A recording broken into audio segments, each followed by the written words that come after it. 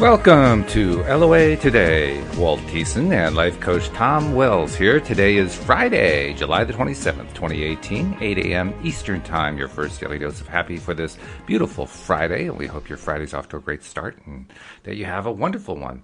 Of course, we want that for Thursday and Wednesday and Tuesday and Monday and Sunday and Saturday, too, when you come down to it. But especially for this Friday, we want it to be off to a special start. How about you, Tom? Is your Friday off to a good start?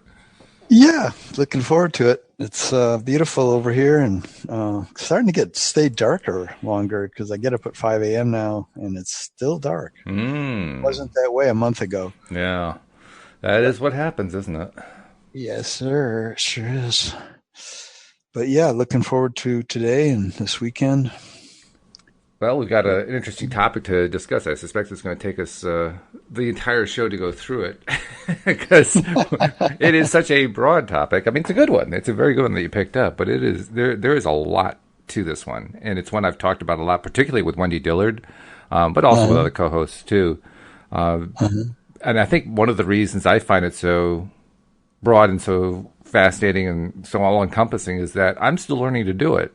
Me too. I mean, I don't feel like I'm a master at it yet. I feel like I'm not in kindergarten anymore, but I haven't graduated from elementary school. Let's put it that way.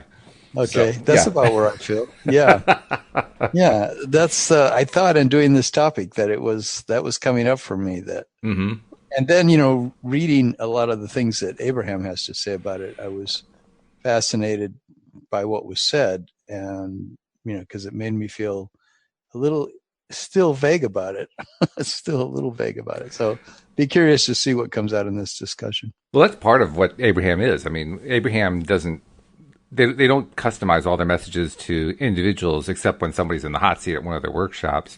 And even then, the answers that they give are designed to be useful for the entire audience, not just for the person in the hot seat. So by nature, it has to be more generalized, because everybody is experiencing different experiences, which makes sense, But nevertheless, that's the nature of that. I guess that's what happens when you deal with any kind of a guru, right?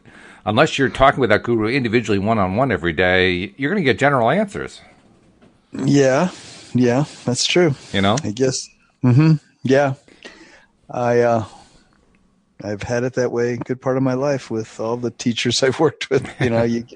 You get, all kinds of glimpses into things, but it's up to each of us to decide, well, how does that apply to me and how do I have a successful life? If I'm going to tune into that teaching and take something from it, what can I take from it that I can apply and make my life more successful, more fun, more interesting, more joyful? And from what you've told us, you've had quite a few of them too. I mean, you've been heavy on teachers in your life. I have, yeah. I think I've been the kind of person who just didn't have the confidence a lot to trust that I'm just going to make my way through life and I don't need anybody's advice. I kind of thought, I don't know that much. I need advice. I need help. And, and I'm good with that, but I'm also feeling like that's my constant opportunity is still let go and just allow myself to follow my own impulses, but am I going it alone here or is there help? And that's always the question that, I think at least, I don't know, Western people in the Western world, if you want to call it the Western world anymore, are heavily, they're not the same dependency that people who grow up with Eastern philosophy have. I think I think there's a more go it alone feeling at least in the United States, that rugged individual stuff, though I understand that that's all going away, but I still think I've had a lot of it in me where I think it's up to me to make my own way and figure it all out. And what is this business of getting impulses from the unseen realm and that there's all this help in the unseen realm and that I can trust it. I guess too, it also depends on what you call rugged individualism. I mean, if you call rugged individualism being a cowboy out in the prairie in the 19th century, then yeah, I'd say it's pretty much gone already. But if you're talking about people who are choosing, to be individuals and to have an individual orientation, I don't think that's gone away. If anything, I think that's enhanced. That's been increased over time. But I Well, guess, it's interesting know, because yeah, go ahead. no, that's fine. Go ahead.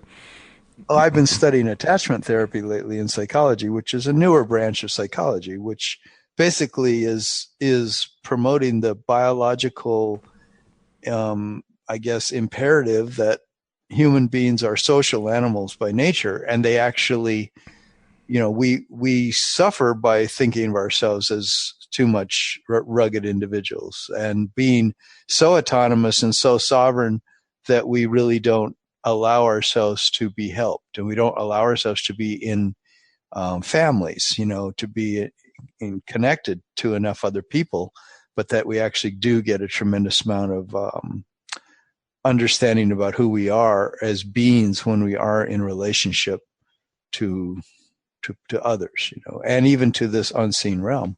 Well, actually, I think this may sound a bit strange, but I think I disagree with their premise because I don't think that being uninterested in getting help is equivalent to being an individual. I don't think that's the nature of what being an individual is. I mean, I think it's a distortion of it. It's perhaps a stereotype of it, or perhaps a caricature of it. But it's not what being an individual really is. Not in my mind, anyway. And maybe that's where this whole rugged individual comes from. The rugged individual is the one who shuts down his feelings, and he's just tough about everything and so forth. That isn't even being an individual. That's just being an idiot. I mean, really, let's be honest. That's just being idiotic. That has nothing to do with being an individual. Yeah, I mean, I think the thing that I'm looking at is how much I end up with a feeling of aloneness, and that I'm going things alone, and that it's pretty much on my shoulders to make my life a success or not, or to have friends or not, or to, everything. It's kind of like it's really up to me, and I'm trying to learn more and more to accept that there is help out there, and that help from, say you just want to be helped by source, by your inner being, and you want to be helped by beings who are in the unseen realm who are focused on you, or you want to be connected to more people who can be more helpful.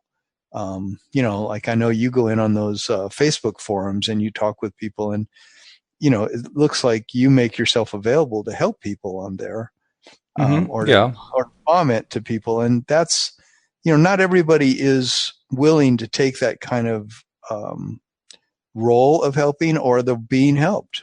A lot of us, at least I know from most of my life, I haven't looked to others to try to get my help. I try to look to myself. Now I have looked to teachers. That's true. I look to the ones that I think are the true guides, Anyway, I guess what I'm thinking is when I think about the concept of connectedness to source, connectedness to inner being, one of the reasons I call my inner being the rest of me is that it's the rest of it's not like there's only the physical me and there's no non-physical part of me. Right. Well, as long as that's the case, then trying to treat the physical only part of me as the end all and be all, that to me isn't individualism. That's just disconnecting. To me, the individual is the entire the entire expanse. It's the physical and the non-physical all combined together. That's the individual. Mm-hmm. And that individual is part of a stream of individuals it's one of those interesting conundrums where on the one hand, we're all one, and on the other hand, we're all individuals. It's both at the same time. But nevertheless, it is both. It is, yes, we're all part of the same source energy, and yet we're also individuals at the same time. Well, that means we're individuals in our completeness, in our complete connectedness. So that's why when I hear about the rugged individual who's shut himself off from people, I say to myself, that's not an individual. It may be rugged, but I don't see anything that's really individual about it. It's like maybe rug half individual. It's just it's a rugged half individual because he's cut off half of himself, or even more than half, according to Abraham. So, how do you call that an individual? That's why I have trouble with this idea of rugged individualism. I don't think it makes any sense. Mm-hmm. Mm-hmm. No, that's cool. I think I just relate to it from years of feeling my own isolation from my, from help, or from family or from friends. And that's understandable, sure. Yeah. When I would try so hard to figure it out myself Mm-hmm. instead of believing that there's all kinds of, and this comes down to the topic of our podcast today, because it's like, well, what's the impulse that you're getting? Mm-hmm. Is your source, is your higher self, this larger part of you, constantly telling you that you really do have help? And is it constantly giving you impulses that lead you towards more involvement with others and more possibilities of having the life that you want? And therefore, is there doors constantly being open for you? Or are you trapped in your own rugged individualism, in your own aloneness, and I think that's why it's important to me to do this kind of work with law of attraction, because it helps me see that I do have a lot of help, and that there are impulses coming to me all the time for things that are more uplifting, that are more expansive, that open my heart, that open me to life, that open me to possibility. And I like to be in touch with those impulses. That's a good I like thing. to be responding to them, Right. Yeah. I suspect it's probably a different experience for everybody. I don't Yeah. think everybody has the same experience. And one way I can describe that is based on my conversations with Wendy Dillard, because Wendy will tell me that when she gets messages from her inner being, they can come in a variety of different ways. And she doesn't worry about whether they might be a true message coming from deep inside, or her own thoughts, or something that came from an external source that came as some sort of a sign or whatever. To her, they're all the same. And they're all equally balanced, and they're all equally trustworthy. In my experience, I don't feel the same way about it. My own experience is I know that when I get something that I realize is truly coming from within, I've learned I can trust that. My difficulty is that I also am capable of tripping myself up with my own thoughts, and I'm also capable of tripping myself up with stuff I get from other people, depending on whether it's good advice or bad advice, to put it in the most black and white terms. But it's possible for me to trip myself up, and I don't like tripping myself up. So I actually get suspicious, and I ask myself, well, is this really a true message? Is this really a true impulse, or is this me in some way, tripping myself up? Is this some sort of self-deception that I'm doing? And she doesn't get all worked up about that. From her experience, all of her messages are true messages. So, I mean, that to me is a great example of how two different people have two different experiences with this stuff. Mm-hmm. Yeah, and that's why I think it's an interesting topic, because I was looking into some of the Abraham stuff about it, and they're talking about how every impulse is an impulse from source, because it's because it is what they're saying. So kind of alignment with what she's talking about, really. Yeah, it's the thing. Even if it's like they give the example, if you're in a place on the emotional scale where you're in despair and you're despondent and you can barely get out of bed, and you get an impulse of, finally you're laying there and you feel revenge towards somebody that you think has caused your problem, and so you get the impulse to finally get out of bed, and you've been in bed for a Yeah. week, and you go out into the other room and you start yelling at somebody that you're angry at. But it's like, well, yeah, you got an impulse and you moved up the emotional scale, and it, and what they're saying, it doesn't mean that source wants you to be stuck in revenge, but it is that you're following an impulse that is going to then eventually lead you, I guess, through revenge and on, higher up on the emotional scale, to eventually you'll get to hope, and you'll get to ease, and you'll get to trust, and whatever you get to. But it's that we need to, the thing is, are we following these impulses? Are we following the inclination that we get? And I mean, I guess it depends what the impulses are. If I were Charles Manson getting impulses to Right. kill people, that might not be the best kind of impulse to follow. Right, exactly. Well, there's that big question these days of that, because people are following impulses like that quite a bit, it sounds like, and a lot of people are dying, because of those people's impulses. So, but I wouldn't want to focus on them as a sign of what it is to follow impulses, or to know where the impulse is coming from. But it is. I mean, if I sat around and tried to discriminate every single impulse I'm getting, and maybe I do that, but I don't really think about it. But I just try to follow. Does it feel good? does the impulse feel good? And does it feel better than say I'm sitting in my chair and I'm struggling with working on a particular project I'm working on, and I've been at it for 3 hours and it feel a sense of struggle about it. But then eventually I just go, I'm getting an impulse to get out of the house, and I get up and I put on my sandals and I go for a half-hour walk. That's the kind of impulse that that then can change. And I come back and I look at my stuff and I go, what do I feel an impulse to do here? I know when I've been creating things, I remember back in college, like writing a paper and wanting it to be really coming from my creative possibilities, be a creative paper, a good paper. And I would sometimes have to leave the writing of that so many times and go do something else and then come back and I would see it in a brand new way. And I feel that's where impulses are really obvious to notice. Did you get an impulse to leave? And did you leave? And then did you get an impulse to come back? And when you saw your paper again, did it spur a new level of creativity when you read it? And I think your evaluation that you want to be accepting and acting upon the better feeling impulses is a good one. I think that one makes a lot of sense.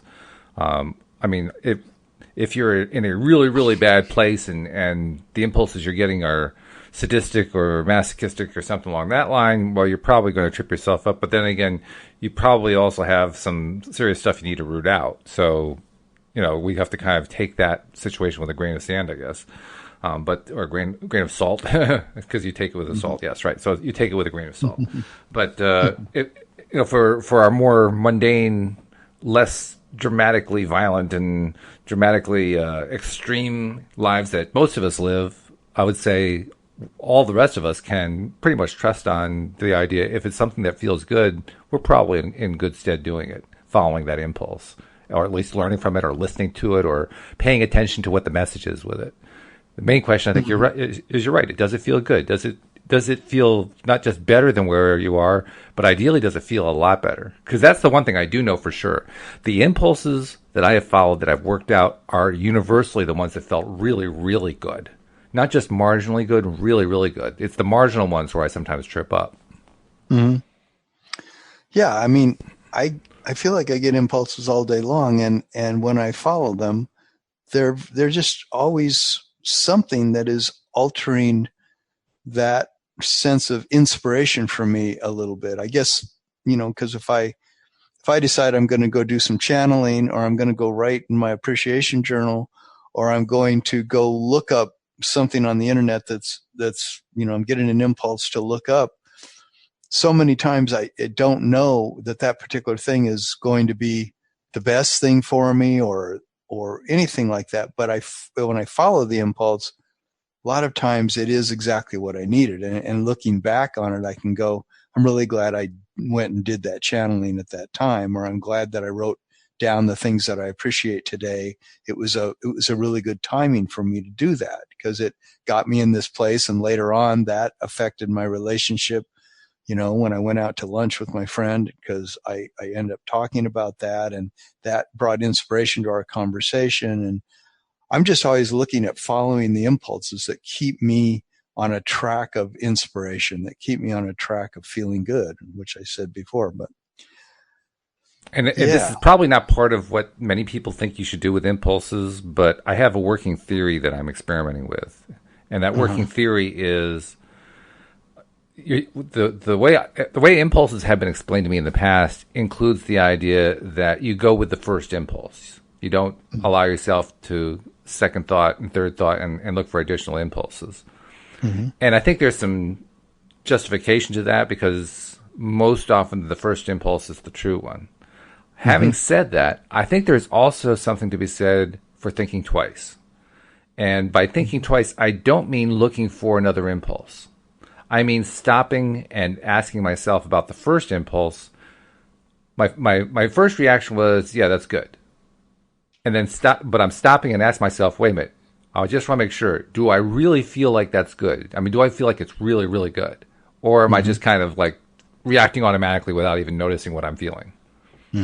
That's what I mean by the second thought. Not trying to look for a different impulse. Just how do I feel about this particular impulse? Taking a time and just stop and say, wait a minute, am I really? My first reaction was, yeah, that feels good. I'll do it. Was that really what I was feeling? Mm-hmm. Yeah, I think I do that too. You know what? It reminded me all of a sudden of this old pattern I used to have when I would go out and buy clothing, and I needed a new jacket or I needed a new shirt or something like that. And I would go to a shopping center. This is back before everything was bought on the internet. And, and I would go start looking at stores, and I had this kind of perfectionism thing where I wanted to find the ideal stuff to buy, maybe because I didn't feel like I had a lot of money and I wanted my money to be used carefully. But usually it was because I wanted to make sure the thing I bought was the best, it was the thing, and so, okay, let's say you go to a shopping mall and they've got 2 major department stores and 5 stores that sell men's clothing. So I would go first, say, to the department store on one end of the mall, and let's say I find a really cool shirt, and I'd say, yeah, that's a really cool shirt. I'm going to have them hold that for me, and I'm going to go to the next shop down the mall. And after doing that enough times over a period of years, I really realized that, almost 9 times out of 10, I would say, that first thing that I find that I like tends to be the one in the entire mall that I end up buying. And it was like, and I felt like life is saying to you, Tom, don't try so hard. You don't have to be the one who screens every single idea and every single thing that comes along. You're getting impulses from some higher place, and you can trust those impulses. And so sometimes now, I'll just go, and as soon as I see something and I go, this is cool, I like it, I buy it, I go home. I don't go to the other 5 shops. Of course, I don't go out clothes shopping that much anymore, but that's how I do it now. I actually don't walk around the whole mall because, for one thing, it's just boring. And the other thing is that I just want to trust that that's the way it works. I get an impulse and I do it, and it's the right thing, and I couldn't have done better. That's that source taking care of me. That's my higher self making sure that I get things that are good for me. And that's the level of impulse that I like, is if I get some inclination to follow a lead, say I'm creating something for my group coaching program and I come up with a good title. Well, instead of feeling like, well, when I get the chance, I've got to write down 20 more titles because that was a good one, but I bet you I could think of 20 more, and then I could combine the different 20 in different ways and come up with 5 really good ones. And then out of those 5, I could narrow that down to my best one. And some people do things that way. And I'm sure creative, ad agencies will spend time doing all kinds of processes. But I sometimes wonder, it's like, do I just make it too hard for myself if I do processes like that? Or are there impulses that I can just trust and know that that's good enough, go with it, and find out, maybe by just launching it, get started with it. And then, there's a saying out there in the realm of creating programs and things is, build the plane as you're flying it, which, don't spend a whole bunch of time thinking that you're waiting for just the right moment and just the right timing. You get an impulse and you say, oh, I'm going to write that down. And, I'm going to keep a list of the impulses I get, and later I'm going to act on them, Yeah. But, instead of saying, this is the impulse I'm getting, I'm going to do this and see where that leads. Well, it's interesting that you mentioned ad agencies because I worked for one from like 1987 to 1992, something like that. But it was about 4.5, 5 years, something like that. And when we would do multiple versions of something, the one thing we would do that most often with was logos. But it would not be for the reason you might think. It's not for a reason that would fit in with what you're describing. We wouldn't do it because we were just trying a bunch of them to see which one we like best. We were doing many of them because we didn't know for sure what the client would like best. We knew which ones we liked instantly. It didn't take us any time at all to know which ones we preferred. But because everybody's different, no matter how much you talk to a client, well, first of all, most clients won't give you any input. And the reason they won't give you any input is because they've never done any of this before, so they don't even know what input to give. Mm-hmm. You know, so they haven't explored what it is they want. And if they were to try to describe what they want, they couldn't tell you. And among those few who could tell you, they could point to something that, you know, somebody else had, and they'll say, "I like that." And you'll ask them why they like it. What is it about that you like? And they can't tell you. Or maybe they can tell you a little bit of it, but they can't tell you the part that really resonates the most with them. Yeah. Why is that? Because most clients are not verbally connected to their emotional systems in regard to their businesses. Mm-hmm. There is a very definite cut or division that occurs when somebody goes into business. Most people who go into business, not all, most people who go into business learn to basically separate from their internal connection, which is weird when you think about it. I mean, you would think you'd want to remain that connected in that way. Many of them didn't have the connection in the first place, or had, you know, already cut themselves off from it effectively. But others just they just believe they have to cut themselves off because we get so much into our heads, thinking our heads are where we're going to solve all these problems. Well, the same thing. I mean, it shows up kind of symptomatically with logos. And what's really interesting is when you work in an ad agency and you're trying to do a logo project for somebody. Literally, we would create hundreds of logos for a client. That's why, not so much now. These days, people are much more readily able and willing to settle for, you know, I'll pick from among 2 or 3. But back in the day, you had to do hundreds of them so that the client could go through them and kind of get the feel of, okay, these are all the different kinds of ideas for my logo. Which ones do I like? Well, I kind of like that element and that element. Can you take this piece and that piece and that piece and that piece and put them together into a logo? Mm-hmm. Now, here's what's really interesting about it. Logos are, there are going to be a lot of marketers who are going to kill me for this one. Logos are really overrated in marketing. They really are not that important. Mm-hmm. It doesn't really make a difference whether your logo is shaped like this or shaped like that. The average consumer buying your product doesn't even see the logo most of the time. Mm-hmm. And yet people sweat over logos. That's why it used to be people used to pay thousands of dollars to get a logo. And why did it cost thousands of dollars? Because you had to make hundreds of variations of it, and it all took time to do it. Especially back in the pre-computer day. Boy, did it take a lot of time in that day. You know? Yeah. So, I mean, you would think that all of that creation was done because of the indecisiveness of the creators, but that wasn't the case. It was the indecisiveness of the client. Interesting. Yeah. Yeah. So how does impulse fit into that? Well, I think the real question is, what's the impulse of the client? Because anybody who's working for an ad agency is really trying to satisfy a client. You know, they're really not trying to satisfy themselves. To a certain extent, they do. The really, really good designers, the great artists and so forth, they want to create stuff. They want to sell stuff that's their own stuff. Mm-hmm. And some of them are able to create stuff that is not only their own stuff that really resonates with them, but also has mass appeal. And that's great when that happens. That's the kind of person who really, really succeeds easily.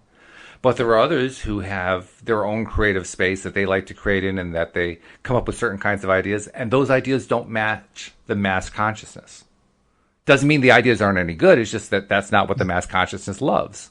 So they have to work a little bit harder. They have to be willing to bend more. They have to be willing to try to satisfy the client and put their own preferences aside. Mm-hmm. You know, so where does impulse fit into that? Well, it depends on who you are. If you're in the first group, go with your impulse. Your impulse is going to, you know, produce a mass consciously satisfying product the first time, most of the time, and you're going to be great. Mm-hmm. If you're in the second kind of person, then you can't really go with your first impulse all the time. Mm-hmm. Mm-hmm.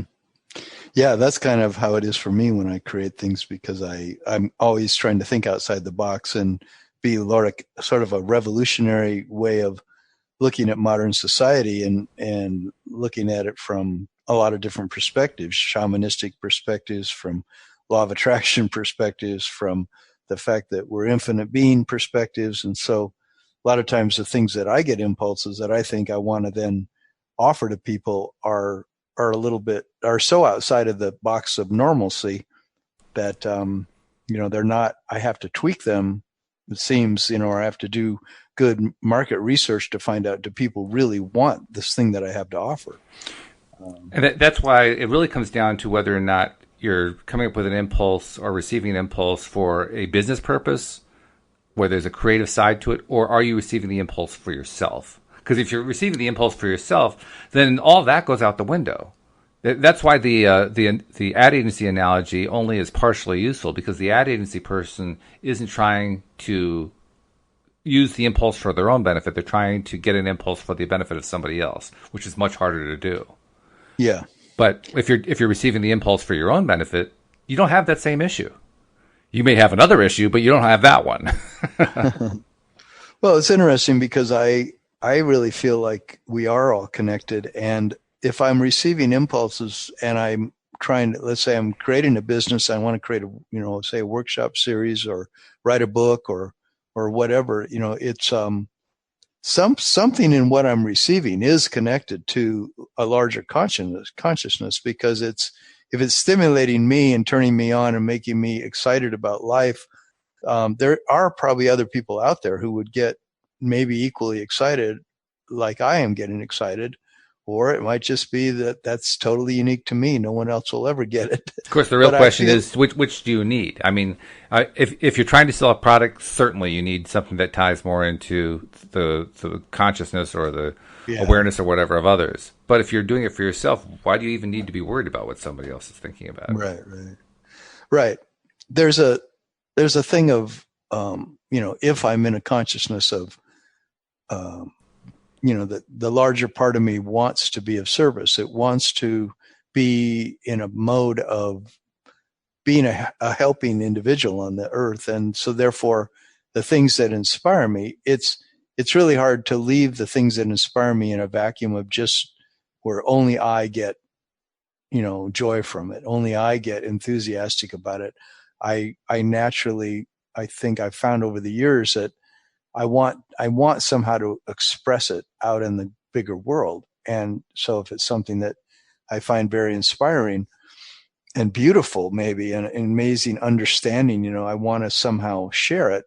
And my entire career has been built around that kind of desire that, as I've gone through different shaman and different gurus and different understandings in my own life and so many books I've read, and now law of attraction is so important, that there's part of me that wants to bring my understandings to others. And yet I have to really ask myself, is my understanding something that very many other people need or want? Just like, you can read the Abraham stuff and you go, well, not everybody wants to hear this perspective. And yet, people like you and I can see great value in it. So if you get an impulse to want to share it with other people, is that impulse coming from a personal desire just to be satisfied, or are you connected to a larger knowing that wants to bring this alive in the world? Your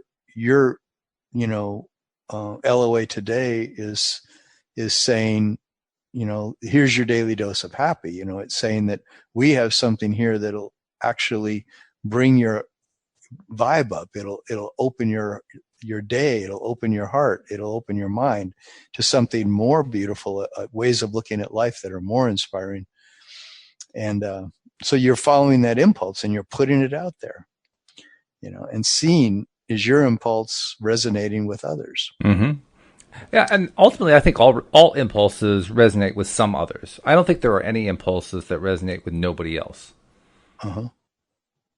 And the reason I say that is I can't say I've ever experienced anything, call it an impulse, call it a thought, call it whatever, anything that I liked, that there wasn't at least one other person. I couldn't find at least one other person who also liked it. I can't think of anything in my life that's ever been like that.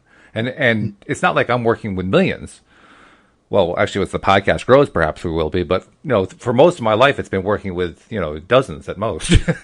So very, very small groups of individuals. And yet, even in those small groups, there's at least one person who will resonate with any given idea that I find pleasurable or enjoyable or worth exploring or enticing or exciting or whatever it might be.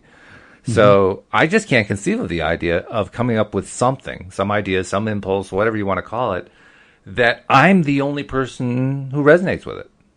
And as long as that's the case, then I don't really have to worry about whether or not others are going to resonate with it, because I know there will be others. I don't know necessarily how many. I don't know what percentage of the population, but I'll find that out easily enough. All I have to do is just put it out there and just know I'm going to get some sort of response. Mm-hmm. And when I follow impulses, I'm always asking myself, sort of like, well, where's this coming from? I don't really ask myself. I just trust. If I'm looking at books or I hear about some new title and I go check out the book and it's like I get an impulse to buy it, I get an impulse to read it. Even the fact that I got led to that book from some kind of an impulse is always interesting to me, because I find that it's always shaping into some form of knowing and understanding and insight and life experience that that's on the leading edge of my personal development, of my personal expansion.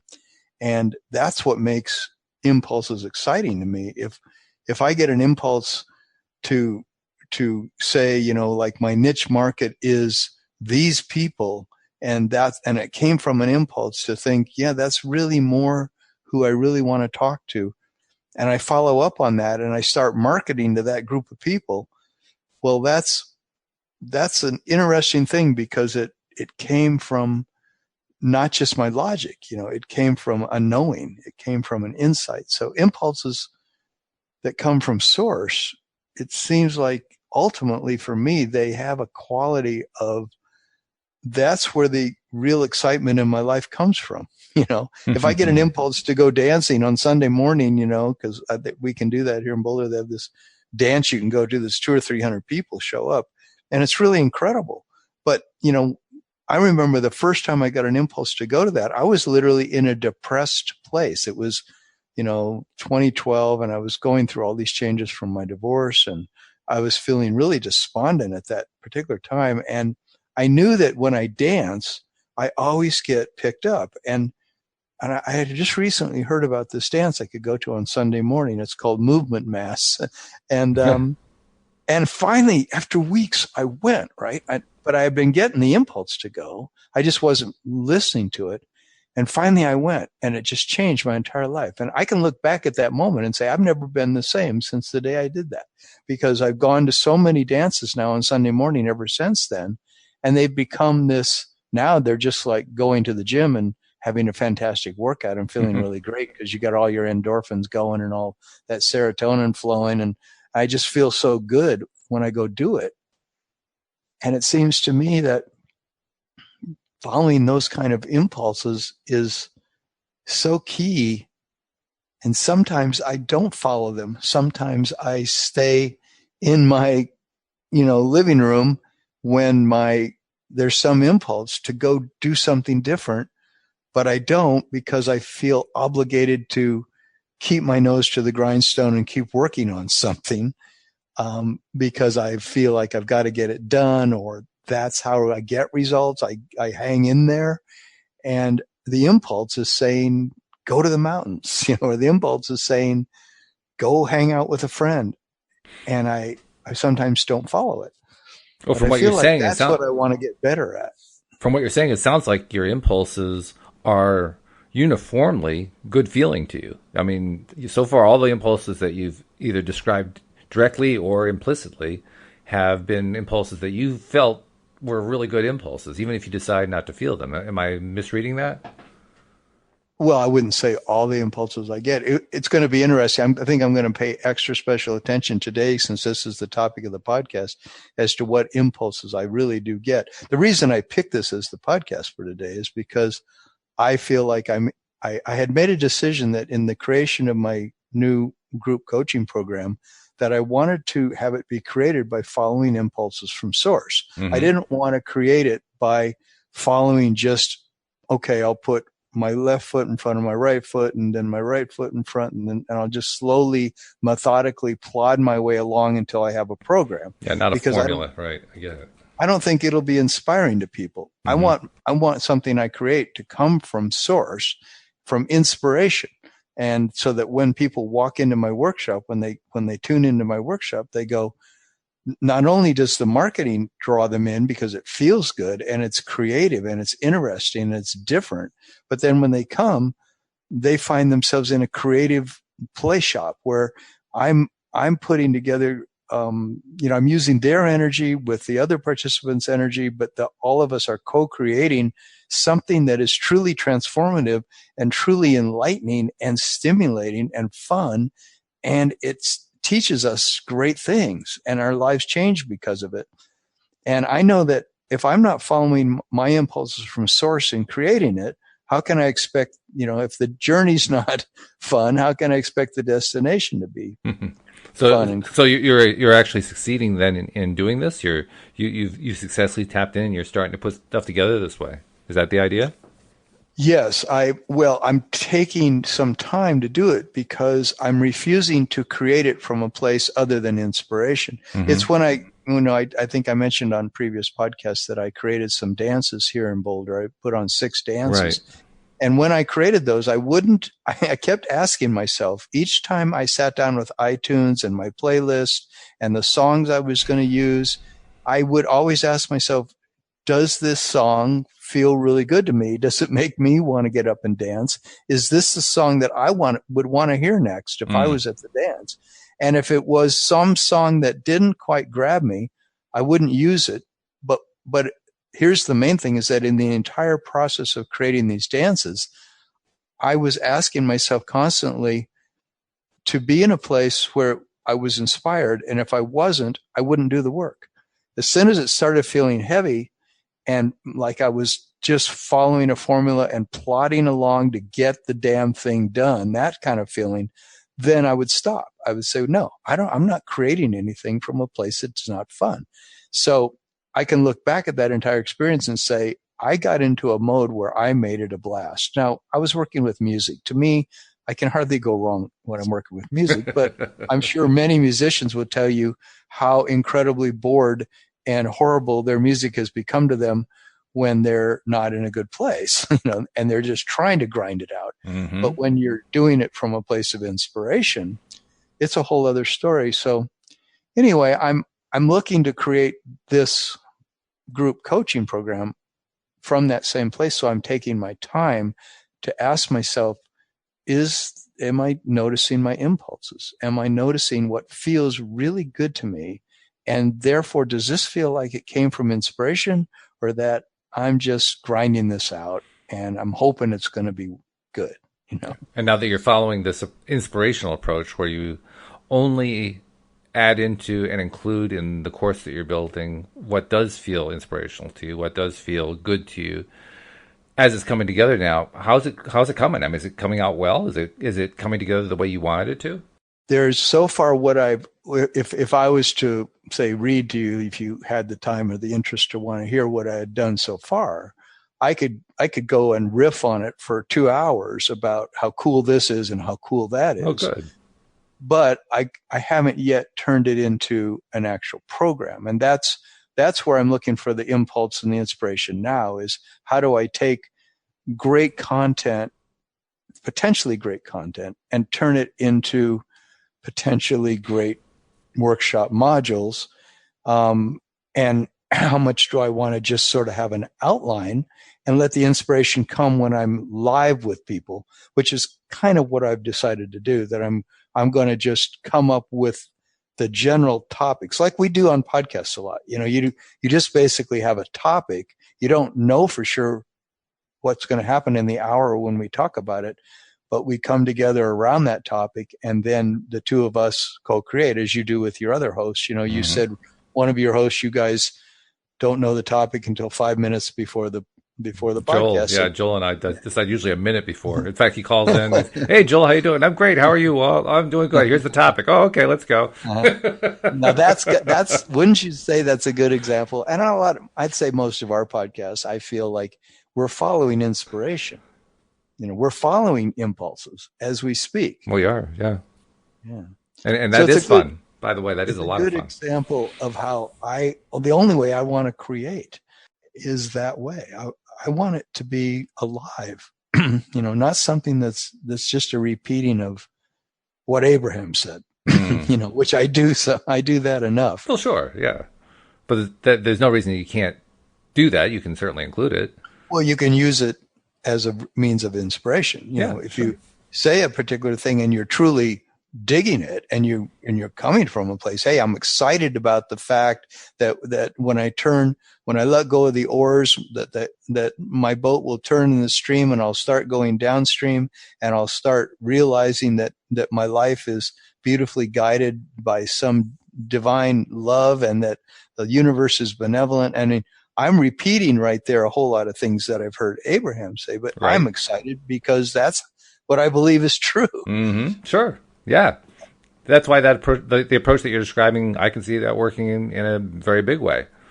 It definitely would. And I think that the people who would end up responding to your invitation to be a part of it are going to be the people who that would resonate with.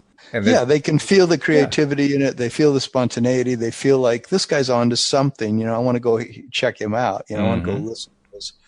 And that's the most I could hope for, in a way, is that I get a bunch of people in the room, or a few people in the room, who are going, I don't know, I like what you wrote. Like you were saying, not everybody's going to resonate with it, but somebody will. Yeah, exactly. It doesn't really matter who it is, and it doesn't even matter what the number is. I mean, if you put this on the first, I mean, obviously you want this to be successful right out of the gate, but if you were to put something on and only a couple people showed up, and you were hoping for 25 to 50, on one level you'd be disappointed. On the other level, if they were a small number of people who really did resonate with you, then that's going to start generating some word of mouth, and they're going to tell it to other people, and they're going to probably end up telling it, by accident in most cases. They're going to tell it to other people who have the same kind of resonance, because that's how word of mouth works. I mean, that's one of the most amazing things about Louise's gardening business that I now play a major role in. We use yard signs, which of course many service businesses do. And the interesting thing is, we can go to a property where we're going to do their gardening for them. We'll put up a yard sign, and within 24 hours, that yard sign will generate at least one or more phone calls from somebody else. Yeah. So you get the direct effect. But you also get, and this is where it really gets interesting, this is kind of tying in more to what you're doing and what I think your experience is likely to be. We also get phone calls from people who say, oh, yeah, I've seen your signs around. Your signs are everywhere. Now, at any given time, we have maybe 20 signs out in an area that's probably about 40 square miles. So we're talking like a large area with 20 signs. And yet, with those 20 signs or so, people say, I see your signs everywhere. So those people who are seeing our signs everywhere, they aren't really seeing them everywhere. They saw the same one repeatedly, or maybe they saw two of them. And so in their mind, they concluded they were seeing it everywhere. But more importantly, what we were offering on that sign, gardening services, was something that they really, really wanted. And so they asked around, and other people had seen the signs, and maybe even somebody who knew somebody who we actually did gardening for. And they heard good things, like, oh, yeah, they do great work. And that's how the great work word of mouth gets going. Now, are there cases where it's a direct one-to-one connection? You have one person for whom we do great work, and they talk to somebody, and that somebody says, how did they do for you? Oh, yeah, they did great work. And that person ends up calling. Does that happen? Yes, it does happen, but that's not the majority of them. We actually have properties. I can think of at least 2 or 3 locations where there are 3 or 4 properties on the street that we've worked on, and none of them knew that we had worked on the other properties. Wow. They found us through that other word of mouth thing. Oh. Now, that's not the way you would expect that to go, is it? No, you would expect that they would, oh, yeah, I saw them working over there. Now, we do get that, too. We do occasionally get somebody They would saying, see the sign. yeah, they saw the sign, or they saw us working over there, or whatever, and that does happen. But more often, it happens that they contact us independently of us working on the property down the street. Yeah. Well, it talks a lot about law of attraction, right? It does. It does, in a big, big way. Yeah, right. So clearly, just putting out there and getting resonance, that's what you're really looking for. Is there resonance? In other words, what you're feeling good about, are the people who show up, are they feeling good about it? As long as they feel good about it, they're going to talk you up, and the energy of that is going to produce more stuff. Hmm. The only time it's not going to work out is if either you give up after the first one because only 2 people showed up and you were hoping for 50 and you don't give it time to build, or what you put out there probably wasn't even resonating with you as high as you thought it was. Well, that's what seems to be the key to me. And I guess simply because I want to have fun in my life and I want it to be playful and enjoyable. And so I feel like if no matter what I'm putting out there, if I'm feeling good about it, that's the bottom line. It And is. that's the impulse that I think my higher self, my source self, talk about following impulses. It really mainly comes down to me is, does the impulse feel good? I guess. Really I don't talk that much about moving up the emotional scale. Although I think I do that a lot, and I definitely do it with clients where we, move up that emotional scale till eventually things are feeling good more and more and more. But sometimes the impulse is just, I guess, just something pretty simple. Mm. I'm gonna get up and I'm gonna sit in my chair and I'm gonna give it another try today. Mm-hmm. That might be enough of an impulse to then open a door at some point to let in something that really feels like a bright idea, that really feels creative, that really feels exciting and stimulating. And I'm the kind of guy, I want it to be exciting and stimulating every second. I want it to be fun. I want it to always feel like I'm connected. And I don't always feel that way. And, but I feel I have enough money and everything in my life that I can take my time to ask what it feels like to be more and more in that place of receiving creative impulses that I can then say, I know that came from my inner being. That came from true inspiration. The fact that just the way it shaped up, just the way it all came together, just the particular topics that I was drawn to, they felt exciting to me. They felt inspiring. They felt unique and fun, and something about them really resonated with me. And then if I bring that, then I'm looking for that handful of people, however many it is, who when they hear me speak it, they also, I've had that happen at Toastmasters. I'll pick a topic of a speech and I'll only want that topic to be something that I totally dig. Then I'll rehearse it, and I want the rehearsals to be really fun and interesting. Then when I go give it, I get myself to relax by realizing I'm just here to have fun and to deliver something that I'm digging.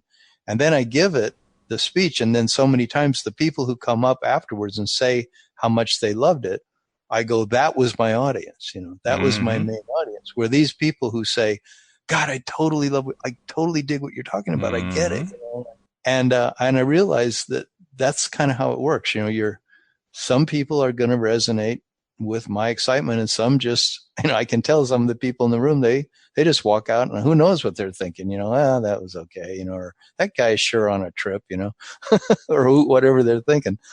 I think part of it too is just not really worrying and not caring about that effect. Yeah. I mean, Right. it's like Thomas Edison, right? He was Right. he was trying to invent the electric light bulb, and he kept trying all these different materials for filaments, and the light bulb kept burning out, burning out, burning out, burning out.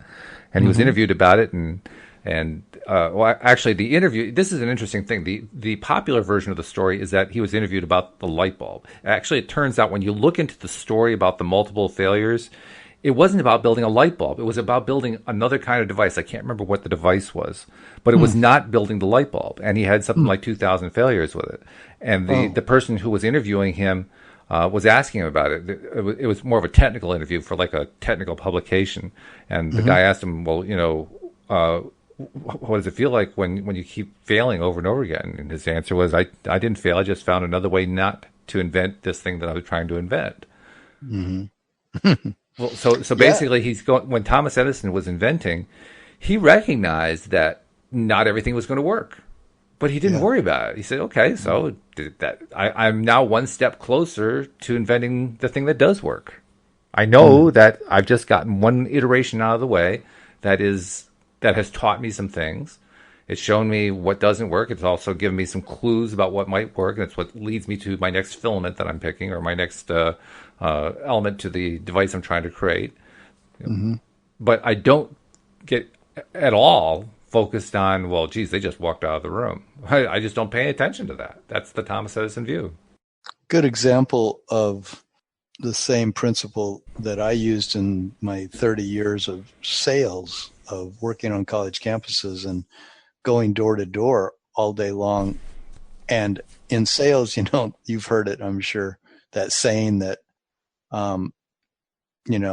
every no is just getting you closer to the yes. Right. It's coming. And so can you enjoy the no's on the journey to get to the yes? Exactly. Yeah. Exactly. And Thomas Edison, is a good example of, he is clearly enjoying the journey of trying all these things. I'm sure if it wasn't fun for him to play in his workshop, he wouldn't have done it. He wouldn't have done it. And some people do things, they really feel like they're paying a big price and they sacrifice. And sometimes when I was going door to door over those years, it wasn't fun, but I, over the years, did have one thing that I was always understanding, is that I'm going to continue to find the way to make it fun. And the more literally over the years, I got better and better and better at knowing that when I got to a college campus at 8 a.m. and I was going to work till 5 o'clock knocking on doors, that I could have an incredible day.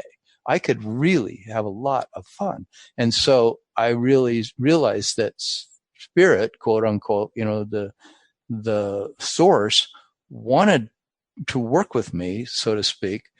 I wanted to work with myself in that divine energy to have a blast, and to know that I could meet really cool people today. I could have amazing conversations. I could make money in ways I couldn't even imagine, from people I didn't even think, were going to sell me something, but they would. And I would just learn that this is all my dance. It's the way that I shape it is going to determine, number one, did I enjoy my day? Number two, was I successful? And number three, did I make some cool relationships? Did I forge deeper relationships? And how do I feel at the end of the day when I go to dinner? Was it, and I so many times just could make it so great for myself because I wouldn't settle for anything else. That's really good. That's fantastic. By the way, speaking of not settling, I want to make sure our listeners don't settle either, because most of our listeners are subscribers, and that's great. They never settle. They always want the best coming to their phones and tablets and so forth every single day. But if you are a new listener and you have not yet subscribed, I wanted to take a moment and just ask you, please go to our homepage at loatoday.net, and you will find right there on the page, just below the player for listening to the live broadcast, you'll find instructions on how to subscribe to the podcast. It takes about a minute to do. It's free, doesn't cost you anything. And you get this great stream of programs, Daily Doses of Happy, coming to you 11 times a week. And it's going to get even better, Tom, because this afternoon we are welcoming in another new co-host. Linda Armstrong is going to be joining me this afternoon for the 4 p.m. Eastern podcast. And then on Monday, another new co-host is going to be joining us, Patricia Framo, going to be joining us on Monday afternoon. So 5 co-hosts has now become 7 co-hosts. And so how many shows are you going to have a week? It's the same number of shows. Wendy Dillard's stepping back. She's only going to be doing 2 a week instead of 5 a week. Cindy's going to be taking the Wednesday slot, and then Linda on Friday and Patricia on Monday. So it's the same number of slots, just more co-hosts.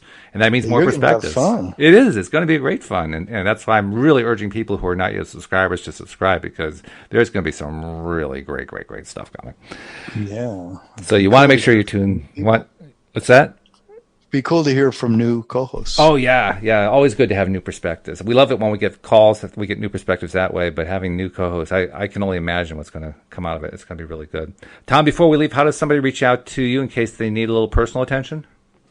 Well, they can have a free half-hour coaching session with me to see if they might want to do some work with me by going to my website and signing up for the free half-hour coaching session. My website is youarejoy, youarejoy.com. Very good. And with that, we'll say, Tom, I'll see you on Monday, and hope you have a great weekend. And, you too, Walt. And we hope that you'll join us next time here on LOA Today. Goodbye, everybody.